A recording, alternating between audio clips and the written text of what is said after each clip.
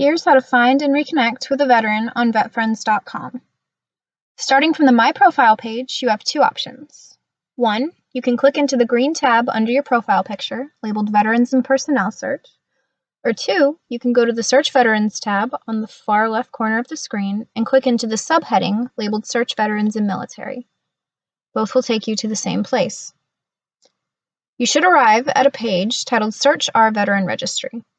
Now, to find the person you're looking for, all you have to do is type in your buddy's first and last name, then choose the correct branch from the drop-down menu.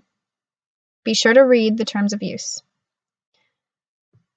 Hit Search Now, and once this screen loads, you should be able to locate your buddy. If there are multiple profiles with the same names, looking at profile pictures and years active can be a good way to find who you're looking for.